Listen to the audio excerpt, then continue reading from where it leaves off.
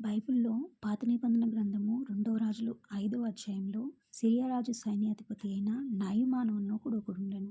అతని చేత యెహోవాయే సిరియా దేశమునకు జయము కలుగజేసి ఉండెను కనుక అతడు తన యజమానుని దృష్టికి ఘనుడై ఉండెను. కానీ అతడు పరాక్రమశాలి అయినప్పటికీ అతడు కుష్ఠరోగి. సిరియన్లందరూ గుంపులు గుంపులుగా వెళ్ళి ఇశ్రాయేలు మీదకి వెళ్ళినప్పుడు వారక్కడి నుంచి ఒక చిన్నదాన్ని చెరగొని తేగా అది నయమాను భార్యకు పరిచారం చేయుచుండెను. ఆ యజమానునికి ఇట్లా కుష్ఠరోగం ఉందని తెలుసుకున్న చిన్నది షోమ్రోన్‌లో ఒక ప్రవక్త దగ్గరికి వెళ్ళమని అతని వల్ల బాగుపడతావని చెప్పినప్పుడు ఆమె తన యజమానురాలితో చెప్పినప్పుడు నయమాను రాజునొద్దకు వెళ్ళి మాట్లాడి ఎలీషా దగ్గరికి ప్రయాణమై అనేకమైన రథములు సేవకులతో కలిసి అతడు ప్రయాణమైపోయి ఎలీషా యొక్క ఇంటి దగ్గరకు చేరినప్పుడు ఎలీషా ఒక దూత ద్వారా అతడు వెళ్ళి యొర్దాను నదిలో 7 మార్లు మునిగి రమ్మని చెప్తాడు. అప్పుడు నయమాను ఏంటంటే అతను కనుగొంటాను చాలా దూరం ప్రయాణం చేసి వస్తాడు కదా! ఇది ఇంత సింపుల్‌గా చేయి వేయకోకుండా ఏం లేకుండా ఒక 7 మార్లు మునగమని అన్నప్పుడు నయమానుకి కోపం వస్తది.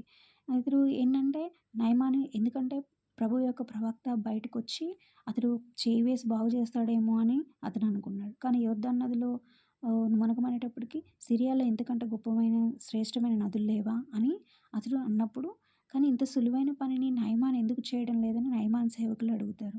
అప్పుడు నయమానుకు అది అర్థం లేనిదిగా అనిపించినప్పటికీ ప్రభు యొక్క ప్రవక్త దానిని చేయమని అతనికి చెప్పాడు కాబట్టి నయమాను కోపపడడం మానివేసి తన సేవకులు చెప్పిన మాట విని అతడు యొర్దాను నదిలో స్నానం చేశాడు.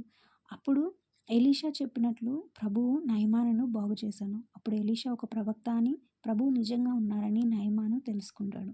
దీనిలో ఒక చిన్నదాని మాట విని ఎలీషా దగ్గరికి వచ్చాడు. ఆ ఎలీషా దగ్గరికి రావడం చిన్నదాన్ని ఎందుకు ఈమె చెప్పింది నేను ఎందుకు వినాలి అని అనుకోకుండా తనను తాను తగ్గించుకొని ఏదో జరుగుతుంది ఒక గొప్ప విశ్వాసం ద్వారా అద్భుతం నాకు జరుగుతుందనే గొప్ప విశ్వాసంతో అతను ఎలీషా దగ్గరికి వచ్చి బాగుపడ్డాడు.